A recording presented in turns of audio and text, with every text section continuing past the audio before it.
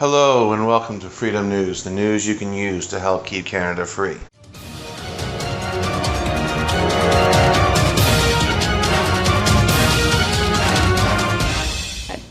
Thank you very much, everyone. Appreciate having you here today. Well, the cat's out of the bag. Up until now, the Liberals have been denying and denying and denying the true cost of their carbon tax. For years, I've called it the carbon tax cover-up.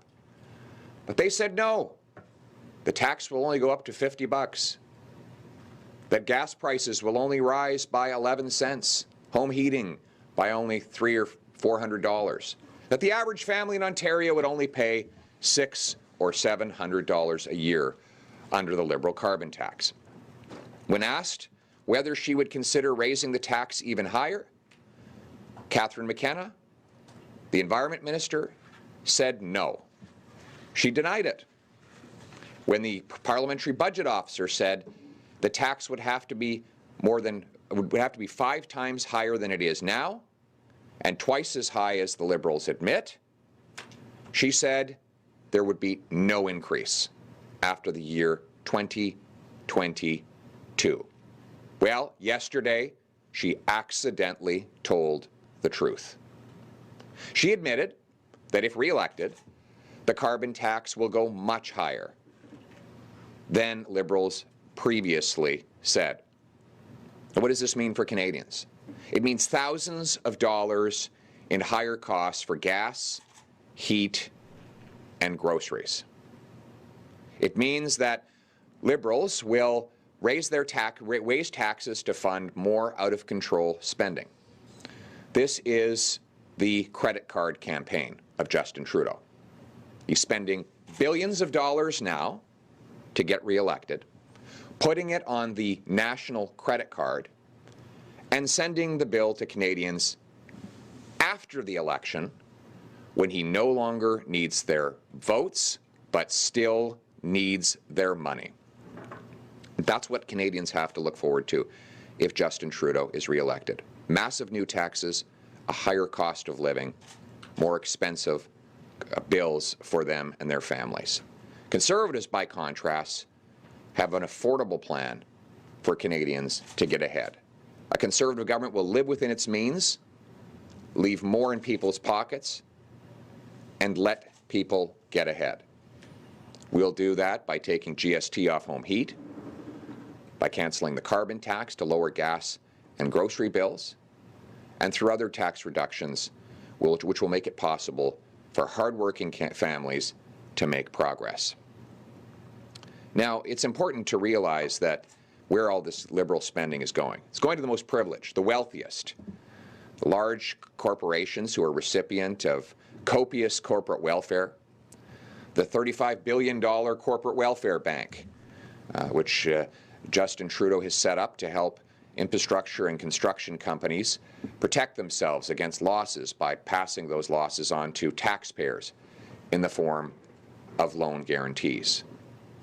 This spending, this shoveling of billions of dollars into the pockets of the wealthy elite, is going to cost Canadians, especially working-class Canadians, more and more. And that's why we need a change. Andrew Scheer is the only leader who has a plan to make life more affordable so Canadians can get ahead. Marika Walsh, Globe and Mail. Hi, Minister Poilievre.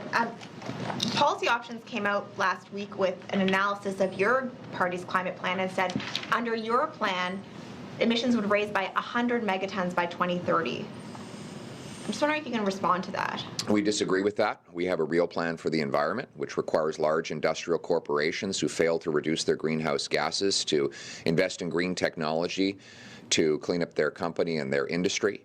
It offers a green home tax credit to help families with environmentally friendly renovations and appliances. But they say the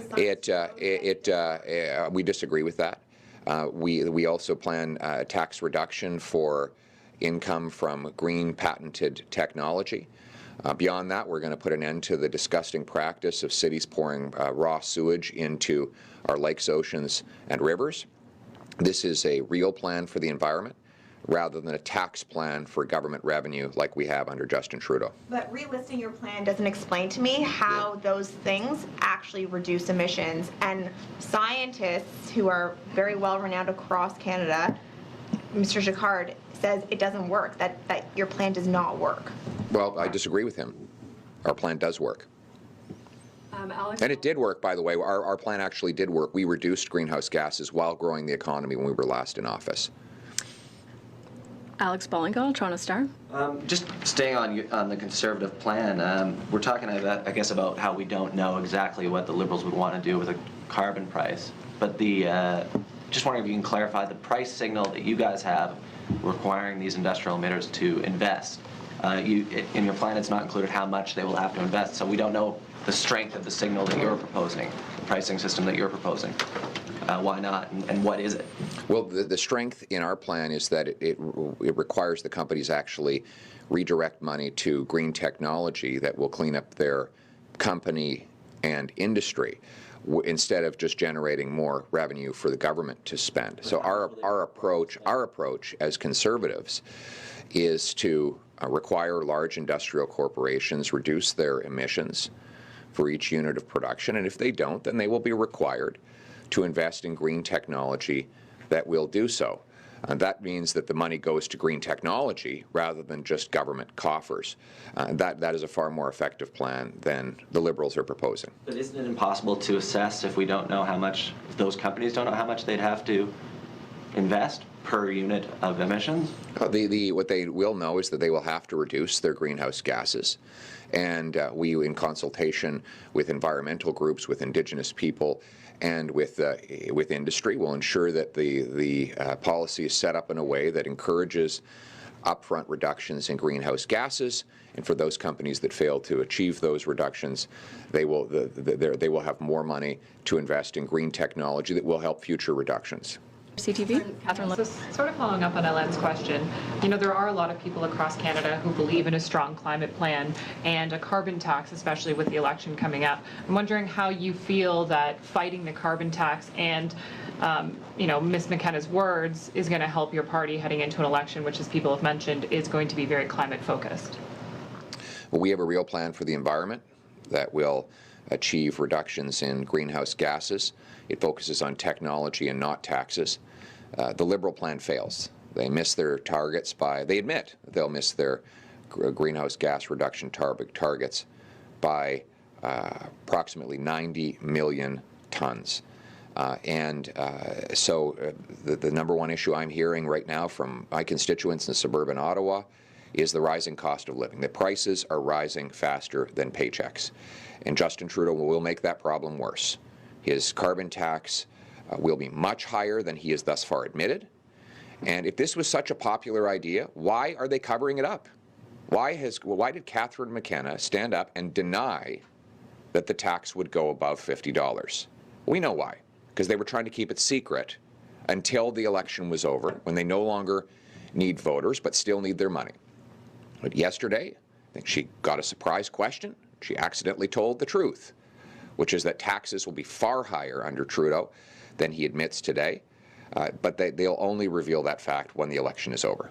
So the Liberals say they're using some of that tax money to reinvest into their climate plan. How does your party intend to pay for all of its climate-related actions without raising any taxes? Well, that's interesting, because the moment before the Liberals were claiming that it was all revenue neutral. Now they say they're going to spend the money. So that too continues to change. I think you've just reconfirmed the real agenda here. The Liberal plan is not an environmental plan. It is a tax plan. It is designed to raise money for politicians to spend. You're right. They will spend it on things like new fridges for Loblaws.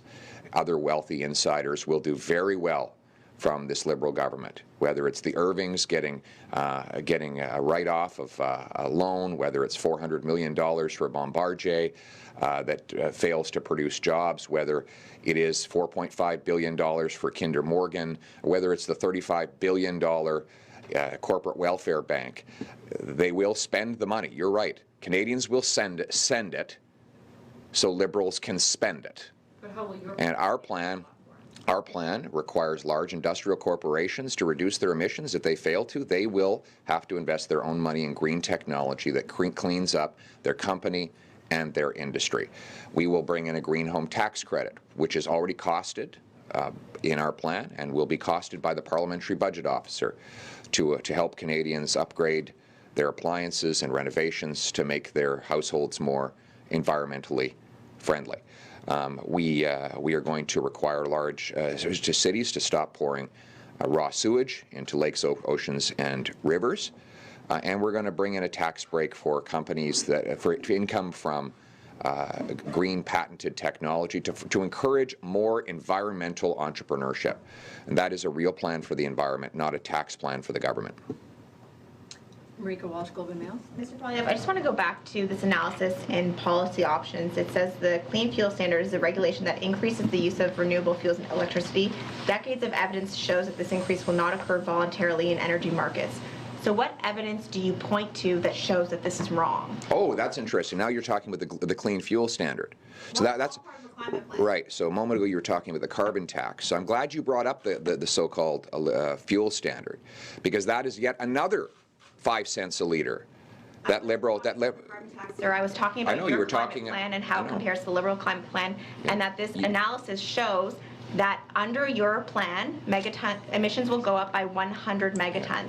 So I'm asking you to point to some evidence that shows that's not the case. I'm just going to respond. Now you've mentioned the fuel standard, which is another 5 or 6 cents a liter in higher gas prices on top of the carbon tax.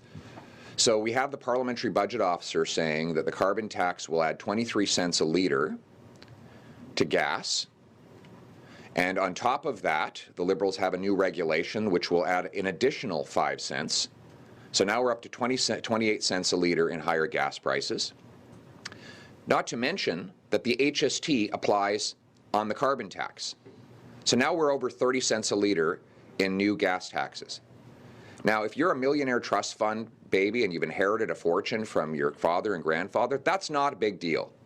But if you're a single mother or a working parent who's trying to take care of your kids and raise a family, an extra 30 cents a litre in Liberal taxes on gas is a hell of a lot of money. And Canadians cannot afford another 4 years of Justin Trudeau. As to our plan, I can state it a fourth time. I've summarized it multiple times here today, that we are going to require large industrial corporations to reduce their greenhouse gases. If they fail to do so, they'll be required to invest in green technology to clean up their company and industry. We're going to give Canadians a green home tax credit to help with environmentally friendly renos and appliances. We're going to give a tax break for green patented technology.